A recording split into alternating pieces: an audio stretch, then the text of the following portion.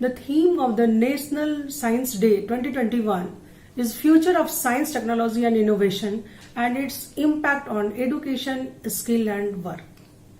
National Science Day is celebrated in India on 28 February every year.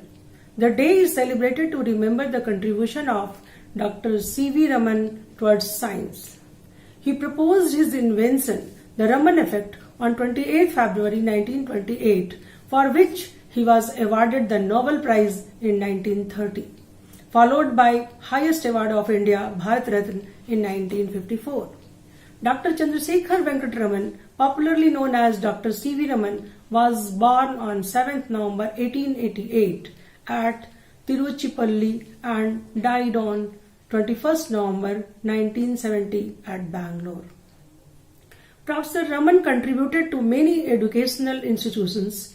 He developed research in physical science at University of Calcutta and established the Indian Academy of Science in 1934 and also Raman Research Institute in 1948.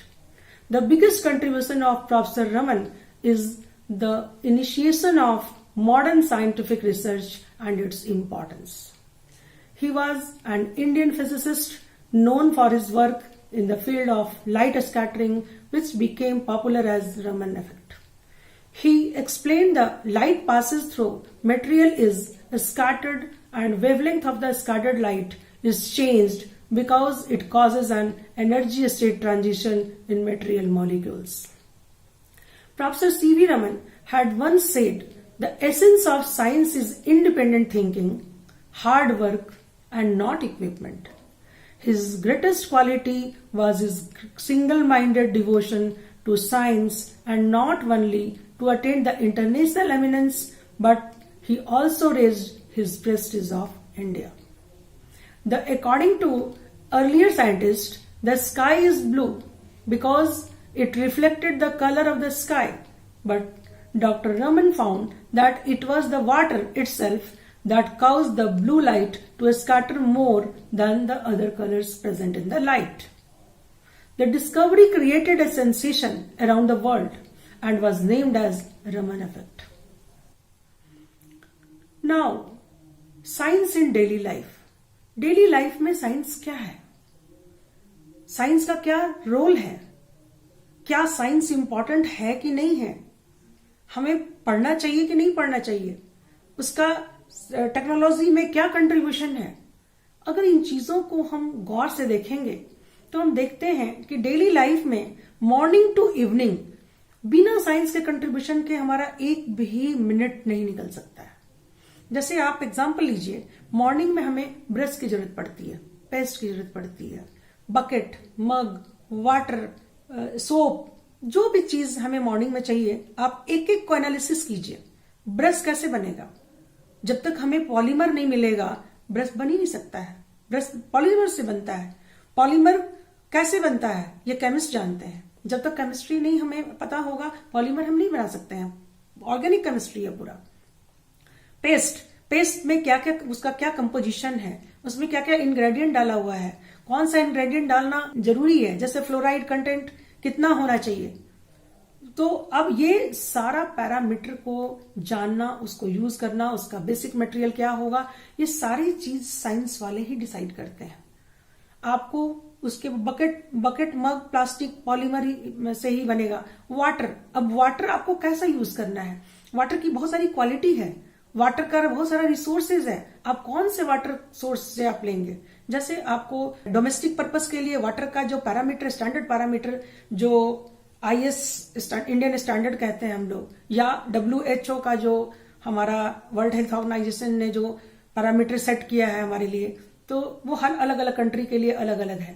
तो जैसे हमारे यहाँ जो हम लोग use करते हैं, तो अब ड्रिंकिंग वाटर के लिए हमारा पैरामीटर अलग है, डोमेस्टिक वाटर के लिए अलग है, इंडस्ट्रियल वाटर के लिए हमारा स्टैंडर्ड पैरामीटर अलग है।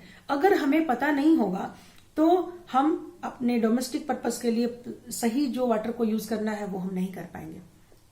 तो हमें ये सारी चीजों को ध्यान देना होगा। अब मान लीजिए ड्रिंकिंग वाटर के लिए जो वाटर है उसको टॉयलेट में अगर यूज कर लें तो क्या होगा? एनर्जी वेस्ट नहीं है, मनी का वेस्टेज नहीं है। तो हमें पता करना पड़ेगा कि किसके लिए कितना स्टैंडर्ड की जरूरत पड़ती है। नेक्स्ट, आप जो मॉर्निंग में ब्रेकफास्ट लेते हैं, लंच लेते हैं, डिनर लेते हैं, उसमें कौन सा आइटम का होना जरूरी है, क्यों लेते हैं, कितना लेते हैं, उसमें कौन सा विटामिन है या हमें क्या लेना चाहिए, ये सारी अलग अलग स्टेट में, अलग अलग कंट्री में लोग अलग अलग आइटम खाते हैं। तो क्या कहीं पे साउथ में देखिए इडली सांभर डोसा चलता है, नॉर्थ में आपका छोला भटूरा, पूड़ी, ये सब चीज ज्यादा चलता है। बंगाल में चले जाइए, चावल एंड फिश ज्यादा लोग प्रेफर करते हैं। तो अलग अलग जगह का अलग अलग अपना अपना खान पान है। तो ये एक्चुअली जब हम साइंटिफिक पॉइंट ऑफ व्यू से जब इसको देखते हैं तो ये सारे फूड मटेरियल में क्या चीज है, बेसिक चीज वही है। जैसे कार्बोहाइड्रेट हम खाते हैं, तो रोटी खा रहे हैं या चावल खा रहे हैं, सब में कार्बोहाइड्रेट है, या मेज खा रहे हैं या बनाना खा रहे हैं, सब में कार्बोहाइड्रेट है। अगर पोटैटो खा रहे हैं उसमें कार्बोहाइड्रेट है, पल्सेस खा रहे हैं, राजमा खा रहे हैं, काबली चना खा रहे हैं, कुछ भी खा रहे हैं, सब में प्रोटीन है। वेजिटेबल्स खा रहे हैं, फ्रूट्स खा रहे हैं, उसमें विटामिन है। ऑयल का यूज कर रहे हैं तो उसमें फैट एंड लिपिड्स है। तो हम फॉर्म अलग अलग है लेकिन बेसिक मटेरियल जो है वो सेम है। चाहे हम फॉरेन में ब्रेड बटर खाएं या हम इंडिया में चपाती और सब्जी खाएं, बात एक ही है। हम तो खा रहे हैं कार्बोहाइड्रेट, प्रोटीन, फैट, लिपिड खा रहे हैं। तो ये सारी चीजों को हम जो प्रैक्टिस करते हैं या यूज करते हैं, उसमें कितना हमारा फूड का कैसा हैबिट होना चाहिए, कब कैलोरी ज्यादा लेना है, कब कैलोरी कम लेना है, ये सारा decision scientific point of view से होता है। इसके बाद आपको जरूरत है, आप कम्युनिकेशन के लिए बाईसाइकिल चाहिए, कार चाहिए, ट्रक, जो भी सामान ले जाने ले आने के लिए एरोप्लेन चाहिए। इसका बॉडी कैसे बनेगा? मेटल चाहिए, मेटल सीट चाहिए, पॉलीमर चाहिए। तो ये सारी चीजें आएंगी कहां से? मेटल क्या ऐसे अर्थ पे कहीं है पड़ा हुआ? नहीं। मेटल का क्या करना पड़ता है हमें? मेटलर्जी। आप क्लास 6, 7, 8 से ही मेटलर्जी पढ़ रहे होंगे।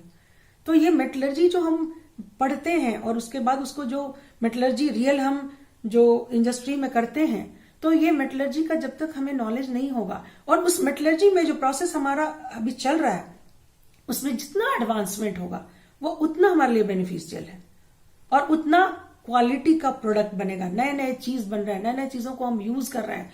अभी देखिए कार में पहले जो टायर लगता था वो टायर 5 साल 6 साल में खराब हो जाता था और साथ में उसमें ट्यूब भी लगता था। अब आजकल ट्यूब नहीं लगा रहा, ट्यूबलेस टायर चल रहा है। और अभी अगर पंचर हो भी जाता है टायर तो वो आप 10 किलोमीटर तक गाड़ी लेके चले जाइए, कोई प्रॉब्लम नहीं है। 10 किलोमीटर के बाद भी क्यों? क्योंकि उसमें वल्कनाइज्ड रबर है।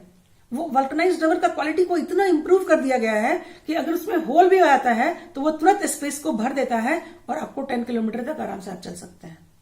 तो ये जो टेक्नोलॉजिकल एडवांसमेंट हो रहा है, नए नए पॉलीमर्स बन रहे हैं, नए नए मेटल्स और मिक्स्ड एलॉयज बन रहे हैं, तो ये इसका हम लोग बहुत यूज कर पा रहे हैं और फैसिलिटी ज्यादा हमें मिल रहा है।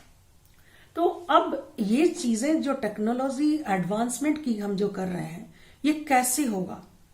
हमें ज्यादा फास्ट जाने के लिए ज्यादा लोगों को इनोवेशन करना होगा। वो कैसे होगा? इसके लिए इनोवेटिव माइंड चाहिए। तो इसलिए स्कूल में ट्रिंकिंग लैब बनाए जा रहे हैं, यूनिवर्सिटी, कॉलेज, ये सब में इनोवेशन सेंटर्स बनाए जा रहे हैं। आप इस ट्रिंकिंग लैब में आप जाके काम कर सकते हैं। वहां 3D प्रिंटर है, वहां और भी बहुत सारे इंस्ट्रूमेंट हैं जिसमें आप अपने रिक्वायरमेंट के हिसाब से आप डिमांड देंगे और प्रोटोटाइप आपका बनकर रेडी हो जाएगा। आपको करना पड़ेगा, थोड़ा मशीन लैंग्वेज सीखना होगा, उसके बाद आप आराम से उसमें कर सकते हैं। तो हम जो इनोवेशन कर रहे हैं या बहुत जगह देखिए, अभी मैं एक एग्जांपल बताती हूँ आपको।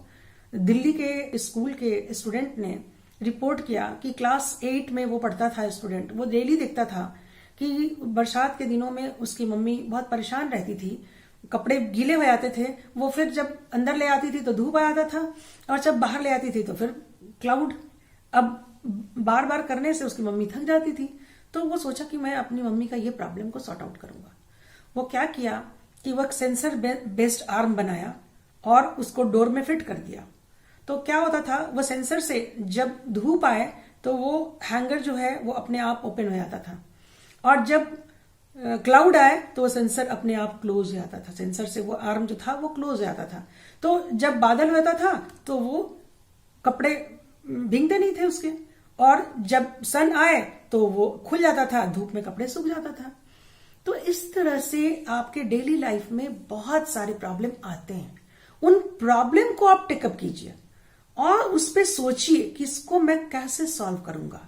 आपको आइडियाज आएंगे, आप एक ग्रुप बनाइए, कम्युनिटी से लोगों को लीजिए। अगर आपके यहाँ कोई नॉलेज जिसको है उसका आप एक्सपीरियंस को यूज कीजिए और नए नए प्रोजेक्ट्स पे काम कीजिए। कुछ ना कुछ प्रोजेक्ट आपका जरूर अच्छा निकल जाएगा। आप देखते हैं, जैसे अभी देखिए इंडिया गवर्नमेंट भी बहुत सारा स्कूलों में ट्विंकलिंग लैब लगा रही है, यूनिवर्सिटी वगैरह में इंडस्ट्रियल लेवल पे इंक्यूबेशन सेंटर्स खोले जा रहे हैं। अटल न्यू इंडिया चैलेंजेस का स्कीम चल रहा है जिसमें stimulating products and service innovation with national impact चलाया जा रहा है। अप्लाइड रिसर्च एंड इनोवेशंस के स्कीम चलाए जा रहे हैं। तो ये सब काम हो रहा है। आप उसमें पहले उसको देखने की कोशिश कीजिए, समझने की कोशिश कीजिए और तब आगे बढ़िए। अटल क्या है? Atal targets. Atal targets the youth innovators of class 6 and 12th।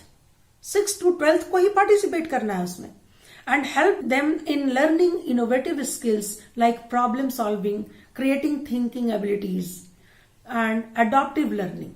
ये सारी चीजें आपको खुद उसमें इन्वॉल्व होना है। The students are provided with tool and equipments using which they develop a solid foundation of STEM learning concept in easy manner। बहुत easily step wise करते चले जाइएगा।